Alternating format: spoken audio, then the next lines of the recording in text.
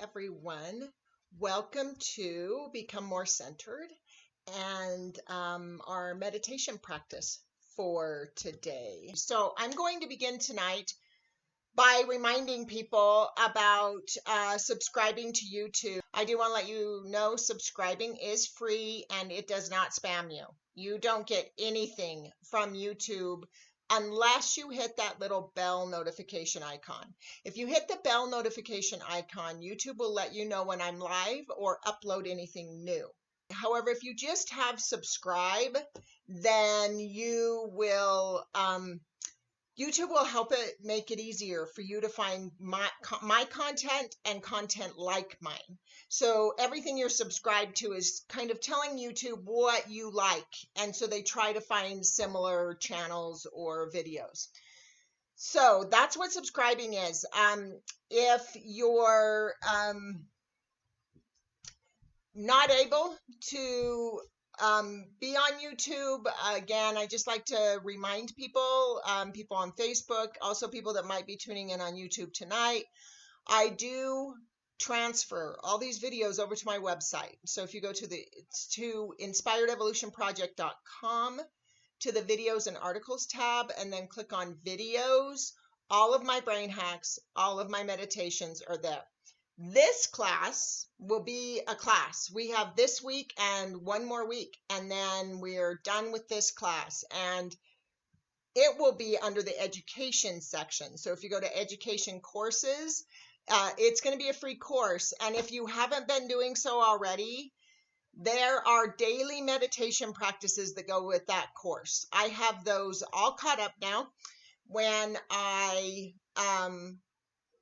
finish with this video, I'll edit it probably tomorrow morning and post the daily practices that go with it. So again, the goal of this course is 30 days from beginning meditator to advanced meditation practices. So there are daily practices to help you accomplish that. Just watching the video won't help. I'm doing a really cool course that Yale is offering on the science of happiness. And she was talking about this G.I. Joe theory that was presented, that concept of knowing is half the battle. And it's kind of, she's talking about debunking the concept. And I think, it is. Knowing is, I think, a large chunk of the battle. I think it's one of the most significant chunks. But again, we have to do something with what we know. So just watching the videos isn't going to contain as much information in understanding these practices as participating in the daily meditations. And it's only 20 minutes a day. So I recommend starting this course from its beginning and watching a video once a week, and then follow it with the questions for contemplation, which include the daily practices. And that way, within the 30 days, you should be in an advanced meditative space. So that's what we're going to talk about this week, is moving forward from where we were last week. So I'd like to welcome you to this session. So let's go ahead and continue with, we're going to go through a quick reminder of the stages of meditation. I just want to make sure that, that you have that information. And I'm going to review it the same way I did last week. And then we're going to go ahead and organically flow into talking about some of the stuff we discussed in the exercises this week. So really what these stages are is moving us from a state of instinct to intuition. So it's about how the brain accesses information. And that's what we're really developing here, is the way our brain responds to environment. And so as we're doing this, as we're going through these states of consciousness, we've covered, right? We've talked about the primal fight or flight. And in your stage 1 practice, you've been able to be in that primal fight or flight state of consciousness and move through stage 1, so that in stage 1, you're doing that stage 1, phase 1 practice, the preparing for your meditation, and then able to move yourself into a rest and digest state. Now, returning to this rest and digest state, I do want to remind people of a couple things. This might take you 5 minutes, or it might be your full 20-minute practice for the day. This, in these practices, we have this experience of tending to want to always be in the same practice every day, always be at the same level every day, and we're just not. While we're dealing with primal mechanisms, we are subject to the external conditions of the world. People, events, environments trigger us. And so believing that we can, in a single day, reach this state of nirvana, this really deep meditative practice, and then still reach that state tomorrow is a high expectation. It's like learning a new language. You may lock down a sentence, and you may or may not remember that sentence the next day. And the more you lock it down, the more familiar the sentence becomes, and the easier it is to access. So just realize on some days you might spend your full 20 minutes just moving from fight or flight to rest and digest, just in that stage 1 practice of preparing your space, of activating positive sensory stimuli. And that's fine, whatever you get to, as long as you're doing your practice every day. That's what our goal here is to commit to a practice. It's not about reaching and sustaining a certain state by force. It's about reaching certain states enough that they become familiar to the brain, because the brain organically wants to go there. So if you're willing to commit to meditating 20 minutes every day, your brain's desire to be in that space will do the rest. So this is what I'm saying. We should have established a stage 1 practice that is strong enough to take you out of any level of trigger. So like I said, we may be affected by the world. So many people are affected by COVID right now. So many people are in this state of feeling triggered all the time because of the uncertainty and unpredictability of what's happening right now. And so we are trying to make decisions and think from this state. And the truth is none of us are making our best decisions in this state, because we're reacting from a fear place or a control place, or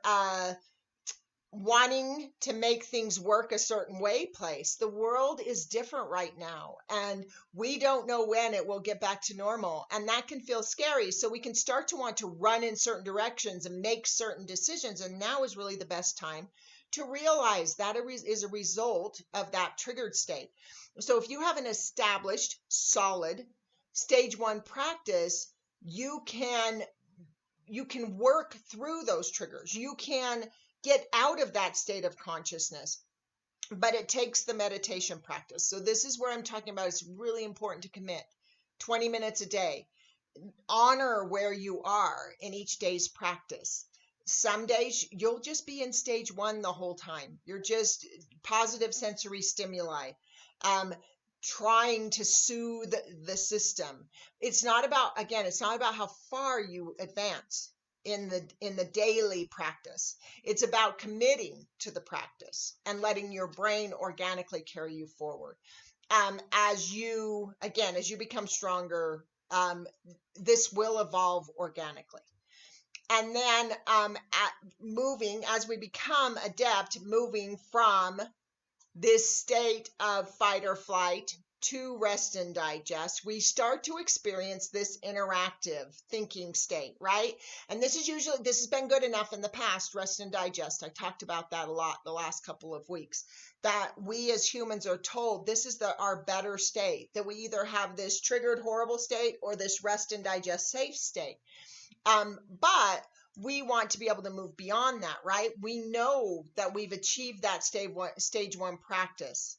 So as we go into stage 2, so last week I really established some strong stage 2 practices. We really talked about digging into those in the session.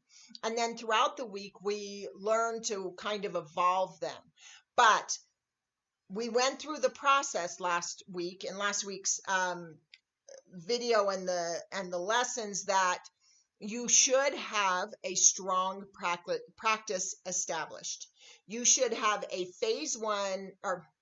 stage 1 and stage 2 practice that are go-tos, so that you can take yourself out of any state of trigger into a state of being centered, because that's where we are after we do our stage 2 practice. So we can take ourselves out of fight or flight and into rest and digest, and we can also take ourselves out of rest and digest and into a centered, thriving state. Not all humans experience this state. Before I learned the practices I'm teaching, I didn't even know what it felt like. I talk about it all the time. I spent 90% of my time in fight or flight. I spent about 10% of my time in rest and digest, and I had no idea what a thriving state of consciousness was. I talk about this a lot, the fact that not dying feels better than dying. And so being in a rest and digest state and not dying feels so much better. We think sometimes it's as good as it gets, right? But in this past week's practice, we've been looking at going into more of these stage 3 practices so that we can experience this state of centeredness, of innovation, of all of that, so that we can have access to that information. Because if we're not in a centered state from the stage 2 practice, we can't access this. And so that's why I've spent so much time. Here I have spent the lion's share of the time on stage 1 and stage 2, because they are critical to a successful stage 3 and 4. And so we've talked about that. And then today I'm going to dig into those stage 3 practices, right? I talked about the fact that we now want to, once we're centered, and if you've been meditating for a long time, you can get yourself there. You know your practices that get you to this centered state.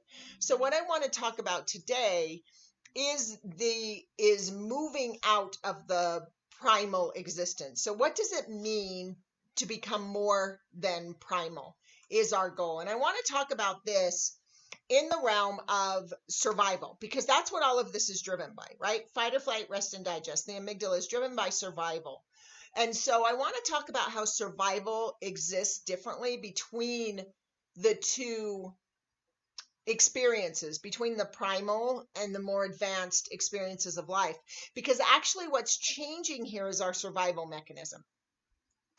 And so I want to talk a little bit about the insula, often called the insulary cortex or the insular lobe.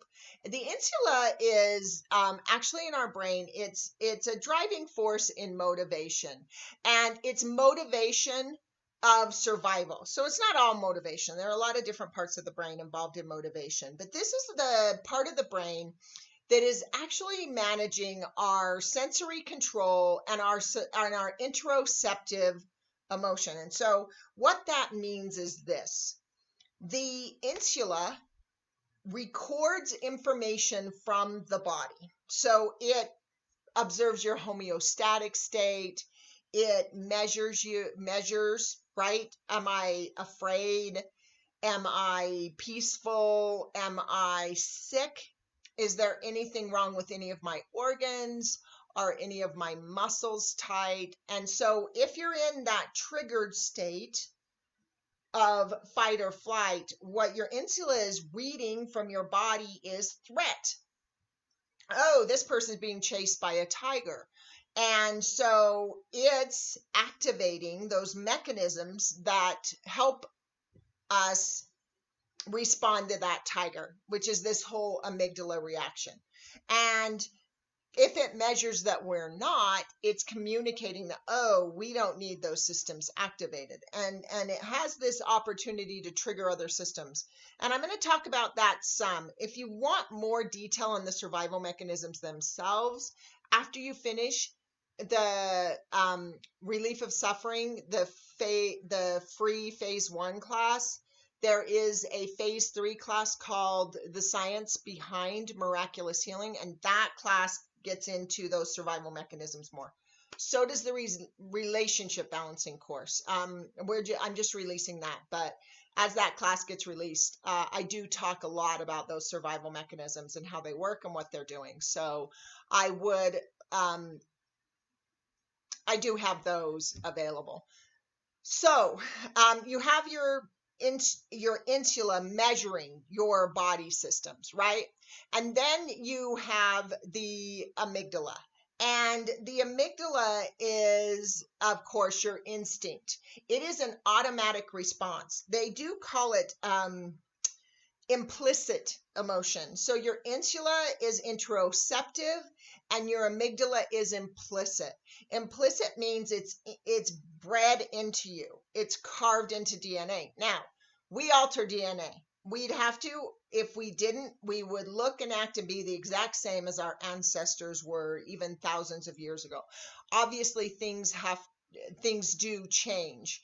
And so but in our primal storage, in that amygdala, there is all this survival instinct that has been bred for generations. Fear of spiders and snakes, fear of the dark, fear of heights, all these things that the brain has been taught are important for safety. So again, we can adopt a lot of phobias and stuff just from our parents or our environment. So that's our amygdala. It's a knee-jerk reaction. You cannot control your amygdala consciously. You can control the body. So for example, if I'm stressed and I take deep breaths, I'm now using that interoceptive experience of calming the systems in the body that the insula is reading and telling the amygdala, okay, you can calm down. You don't need to be so reactive right now, because the body is telling the mind that I'm no longer being chased by a tiger, right? But the amygdala has this knee-jerk reaction. So it is reactive and it is implicit. So it is a thing that doesn't make any sense to try and control. It is also highly emotional. It is where our confirmation bias is. It is where anything that has a really high emotional charge to it. Now, we're taught that we must be emotional beings, that we must naturally get angry or sad or afraid or any of these things. And that's true for primates. That's been true for our species historically. But it is not true anymore. It's proven by the fact that there are a lot of people that don't respond emotionally. The more advanced meditators have very mild emotional responses. They're very centered and calm. And this is where the term Zen comes from. It's this consciousness that says, I am not reactive, because they've shrunken that amygdala. That's what we're doing in these meditation practices, is shrinking our amygdala. So its motivation is survival. Its motivation is, I don't want to die. And that's all it cares about. And even if its rules are killing us, the brain will kill us trying not to die.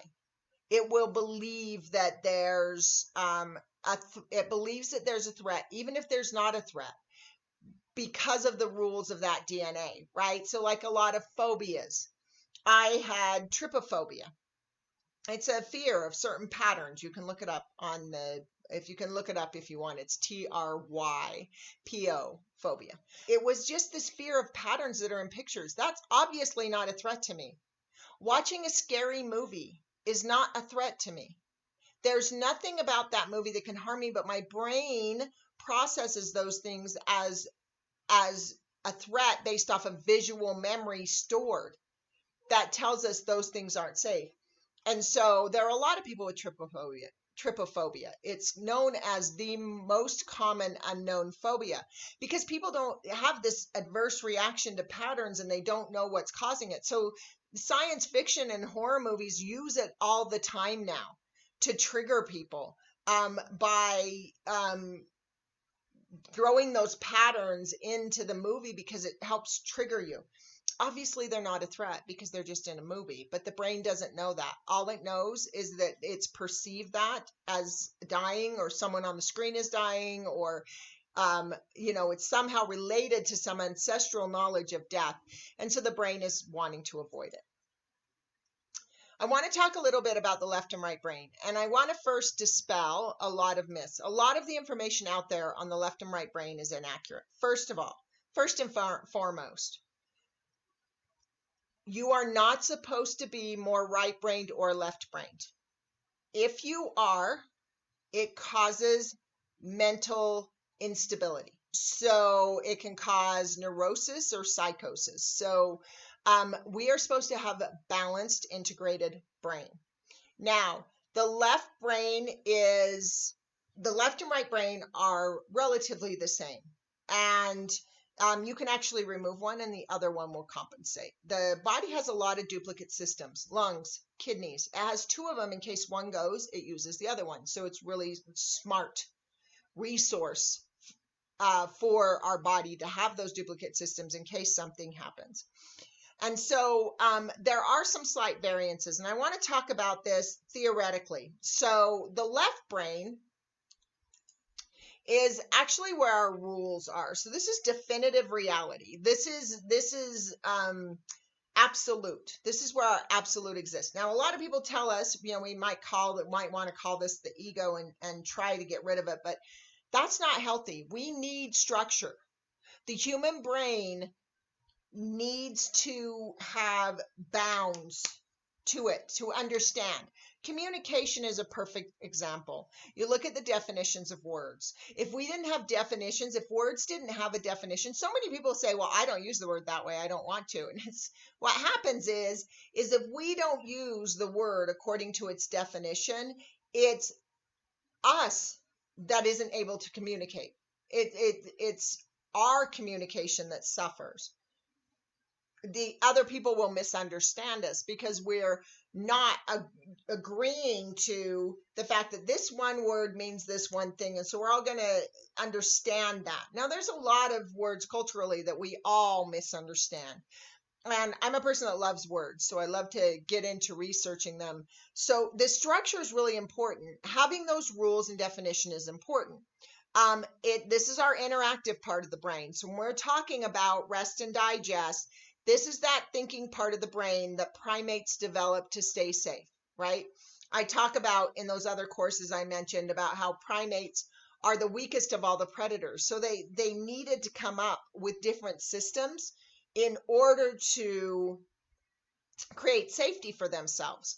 You'll see that a lot of primates in nature throw things at people, and they've learned, or people or animals or whatever, they've learned that if they throw something, they can keep that animal at a distance and possibly scare it away, so they don't have to have hand-to-hand type combat. They don't have to have close combat. They can attack from far away, which keeps predators away from them. That keeps them safe, right? And so that interactive, that thinking kept us safe. So our brain really wants to hold on to that because it was a survival mechanism stored into that amygdala that kept us safe for a long time. And this is people that want to control, that want to decide what's happening next, want to dictate the environment, right? This is a thing I talk about a lot that people might be experiencing with COVID, is they might be experiencing this need to control or to team build, to have everyone agree with them and go a certain direction. But that's the primal brain. It's just scared. It just wants to feel safe. And so it wants to dictate what's happening next. So with that part of the brain, it is rigid and unflexible, but it's important. Structure is important to have. If it wavers too much, we don't have any stability in our life. Its motivation is security. So it's creating security for us by understanding the rules, right? Now I want to talk a little bit about the right brain. The right brain is our possibility thinking. So the right brain thinks from this place of expansiveness, as anything is possible. And a lot of us tend to think, oh, I want to live in the right brain now. Now, some people are like, I want the left brain. I want that structure, that security. But the newer generations, people that are leaning more into advanced brain function, want to just live in possibility all the time without structure. It creates just as much imbalance. It is not any healthier for us to live in possibility. We need to be able to think outside of our own definitions, our own rules, our own boxes. But we do have to eventually decide on a box. So we have this creative brain that is our right brain, right? And it's infinite in its thinking. The issue with the right brain is the fact that it doesn't have language centers. It can't communicate its possibilities. It doesn't have a way to share that. And so that right brain needs the left brain to communicate. It needs to be able to bring that in, bring these expansive, big thinking, broader perspective ideas into a definitive reality. Otherwise, and this is what I see a lot of people do with meditation, otherwise, people end up using meditation as vacation, where they go to a meditation practice or do their meditation practice. They escape for a while. This is that quote I have. They have that moment of stillness, but they still have a life of chaos. They still are reactive. They still have issues, which is why I'm talking about that. That's a kind of meditation that's not actually altering brain function. We're just using the right brain as a vacation space, a place to go and play in some technicolor dreamland. But really, innovative thinkers, inventors, people that respond intuitively rather than instinctively, people that respond to threat not with fear but with innovation.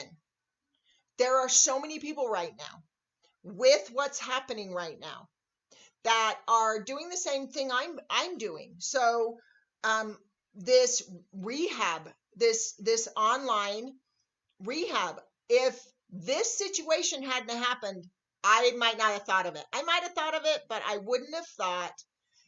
It was this situation, it was being in this experience of social distancing that I thought of all the addicts that don't have meetings to go to right now, that may not be able to participate in certain programs because they're group related. And I realized, wow, I have this information. I've written rehab programs, and these people need something that they can access. And you know what? They need it to be free. And that innovation of a free online rehab program that's funded by government or by the public, by donations, rather than charging the addict who is probably already under financial stress and unable to get more than the meetings provided by other nonprofit organizations, but to actually get a rehab program for free, it became such a beautiful inspiration to me. It was amazing, and this is what I'm talking about. It's not being in fear, it's being in innovation. What can we create of these moments that we would typically respond to with a fear-based response? So this is boundless, right? But it's flighty because there's no structure to it. There's no language. So what we're doing in stage 3 is building the communication between these. Now, as we build this, what we're wanting to do is just make sure that they have the ability to communicate. Now, most of us have that. It's part of human. It's imagination. If you've ever used imagination for anything, you have a healthy relationship between your left and right brain, because that's what it is. It's simple imagining. Part of what we're developing gets deeper into how the brain learns from that place. And so I've talked about this a lot. So this is about building that relationship and training that left brain to no longer look to itself for answers, but to look to that right brain for answers. And this motivation is expansion. This is advanced brain function. This is living from the advanced state of consciousness. So this is where I always say articulation is the most important part of meditation, because otherwise meditation is just a vacation place. You want to articulate it, so you're taking this expansive thought and putting it into the words over here. See, language centers imagination. If you use your language to describe what you're imagining, you're building that relationship so that it becomes usable in times that it's necessary. And so we'll be using those active listening practices. So what I'm going to do is I'm going to review a few of those and leading us into our practice today. And I'm going to talk a little bit about the exercises that I posted for last week. This daily practice thing is so important. It's so important to commit to just doing the one day at a time, 20 minutes that I lay out in each one of those questions for contemplation. So active listening is actually when what is beyond knowing becomes knowing. So think of knowing as the left brain. If this is infinite, it's beyond knowing. You can't possibly know infinite. And I want to express this because a lot of people feel like they can fully grasp a concept, any individual single concept, let alone infinite, all concepts, but just one concept. And what I want you to do is to think about people that you disagree with right now.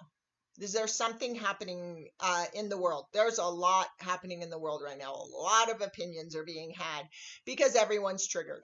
So everyone's triggered, so they're all having opinions and arguing, and that's what happens when we're triggered, right? So think about something you have a strong opinion about in regard to COVID. Let's just use COVID because it's out there. Think about something you disagree with that people are doing, something that might be even upsetting to you, even if it's not upsetting, just something that you disagree with, right? So here you have your opinion, and here you have that one other person's opinion you disagree with, right? And you might have a group that agree with you, and they might have a group that agrees with them. Now, that's two. I want you to try right now to comprehend 7.5 billion different opinions. Just let that sink into your mind for a moment. Is it possible that neither your opinion or the opinion of the person that opposes you is the best answer? This is what we're getting into when we get into active listening. We're saying, maybe I don't know. And maybe I can't go to the resources of other people because maybe they don't know. Maybe there is another thing to know, a thing that is beyond my knowing right now. And that's what we're doing in meditation, is we're getting an idea that is beyond anything we've known. And when we do that, it's always going to be better. 100% of the time, it's going to be better. Nature never devolves. It never gets worse. It always gets better. It will always push for better. Now, we'll do it in ways that look worse, right? They may, in our opinion.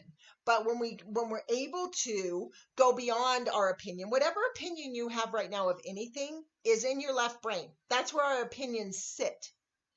And so to be able to at any time expand to that right brain and say, well, what if? What if I'm wrong? What if there's something else available? Is a powerful tool, because you're talking about going from limited opinion-based psychology to possibility-based, solution-based, infinite potential-based psychology. And so this is what we're activating in the advanced listening practices. And so this is our stage 3 practice. So what I want to do again, I said I'm going to review these stage 3 practices. The first practice is intuitive mythology. I bring this up first because during the last week, I walked you through introducing you to this practice, actually. And so we were working with the senses. We were finding the place where our zone, the place that's the easiest place for us, because having a stage 1 and stage 2 practice that are practices that are easy for you to go to, that you're willing to do, being able to do those then sets you up. Having a stage 1 and stage 2 practice that's solid set you up that then you can do stage 3, because stage 3 is starting to challenge the brain a little bit. So you want to be solid and centered to do that. But this again is where we're having articulation, right? This important, the most important part of meditation. So I led up in the sessions this week. What I'm going to say is just continue with the practice of walking, of being in nature and interacting with it in the sensory way that's easiest for you. And it doesn't have to be just one. I pointed out that I want you to pick the one that's best for you, but it can be in a combination. Just use the one that's easiest for you at the beginning to help prepare your brain. So if you're a person that's not visual, that can't see, but you can smell nature or you can hear nature sounds, when you're accessing that imagination, begin with that. And then gradually, as you're describing those sounds and those other sensations, then imagine opening your eyes and seeing if you can see anything. Other things will come, but they're not necessary. There are a lot of master meditators that don't have visual meditations, right? There are a lot of different ways. They have more audible. I have a lot of those. I've had them across the board in all different ways. And each one was more powerful than the last. Your meditation practice will evolve and it'll go in a lot of different directions, but let it be where it is today. Don't try and push it in any direction. You are being given what is best for you 100% of the time, what you're ready for right now and what's going to serve you the best. So let it be that as you're doing it. Another thing, so I brought up dialoguing. Now, in the dialoguing practice, you're going to continue this practice. I want to remind you, it can be anyone. The person that shows up can be family. It can be family that is in your life right now. It can be ancestors. It can be friends. It can be people that are alive. It doesn't. A lot of people think about the fact they communicate with ancestors or loved ones that have passed. But I use this to resolve conflicts. If there's another human I have a conflict with that I disagree with, that's upset me in some way, if I'm upset, it means I'm triggered. So I dialogue and I imagine sitting with them and I say, why are you doing this? Why do you think this way? And I allow them to explain it to me. It brings me immediate peace. Once I understand that they have their own perspective in their own life and what they think has nothing to do with me, it's their life, their universe, right? This can be guardian angels, spirit guides, spirit animals. However, there are so many different traditions that talk about this practice. In fact, Jung taught a practice that was steeped in this. So let it be anyone, but as long as someone you feel safe with. This is important. It should be someone that makes you feel safe. What you're going to do is set up a conversation, and you can have it be that you're asking questions, or is there anything they want to say, a message that they have for you.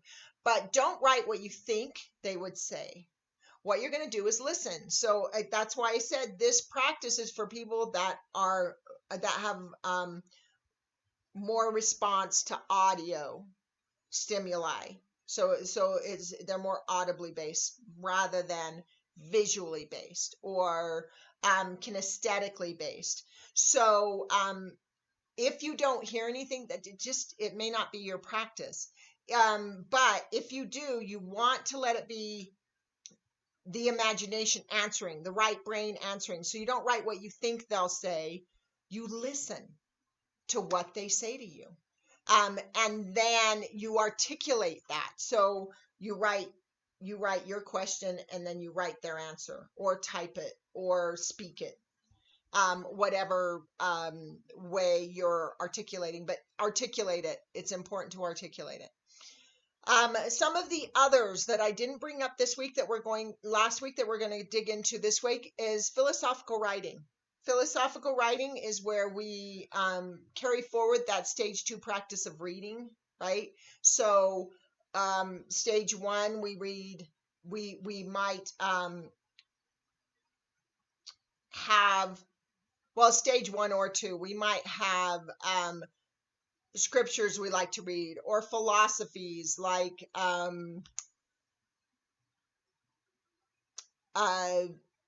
common philosophers, but also it can be different indigenous traditions, things like that. But as we're reading, once we get sparked with an idea, we put to the side the reading and start writing. So I'm going to talk more about that. So we're going to have this organic flow from a stage 2 into a stage 3 practice. It's a really great meditative practice for people that need kind of that concise flow. It's one of my favorites. I use it all the time. In fact, I live in this space of philosophical discussion and contemplating it. It's my favorite place to be. We're going to talk about intuitive movement. We're going to do some practices there. This can be intuitive driving, intuitive art, intuitive physical movement. The important thing is it's going to come from our feeling body, right?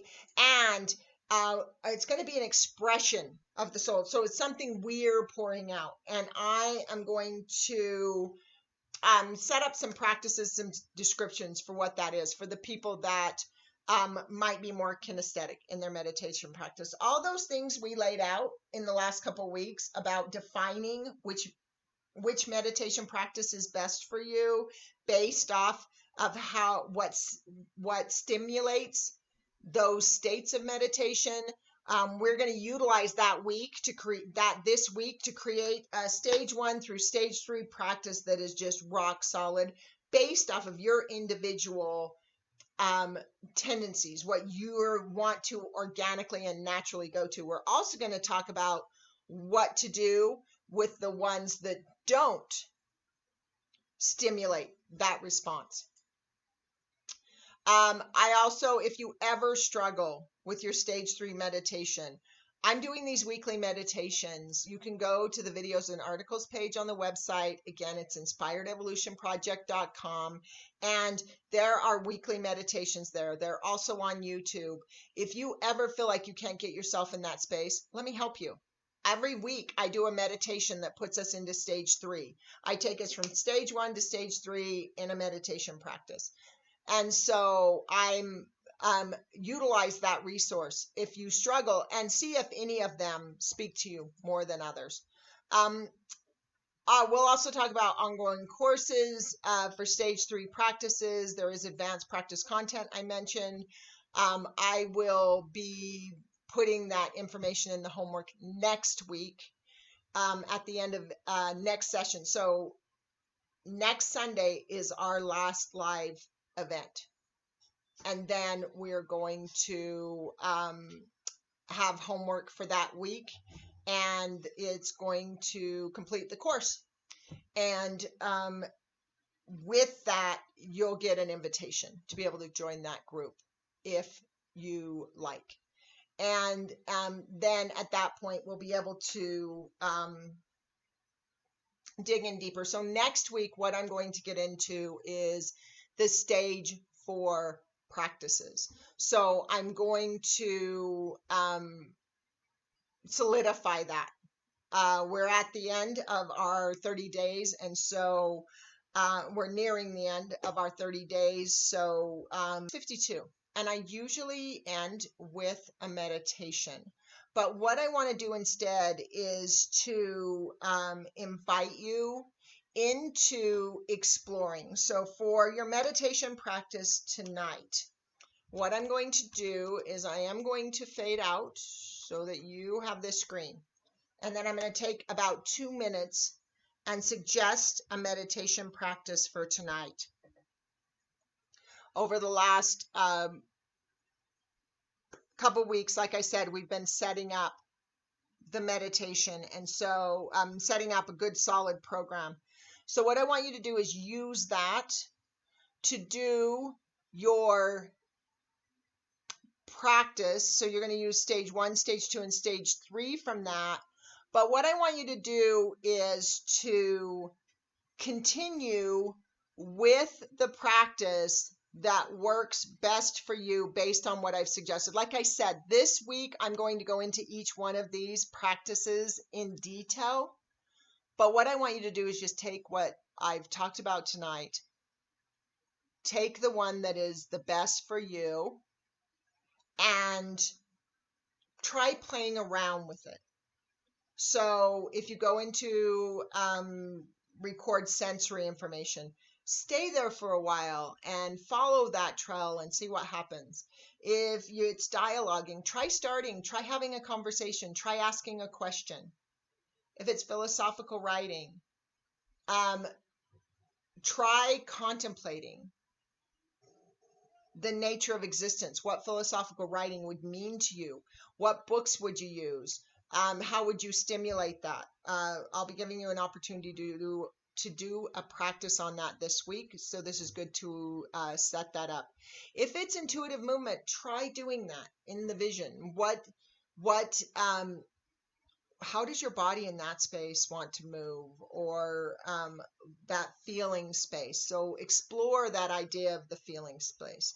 And so you're going to do the practice that you've established and then just try to extend into one of these areas. And I'm going to be taking you into them in detail throughout the next 7 days. There will be a daily practice. So that is going to be it for tonight.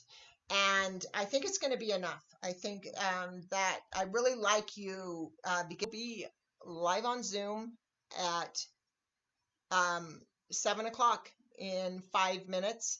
And I look forward to seeing you there. For everyone else, I hope you have a beautiful evening.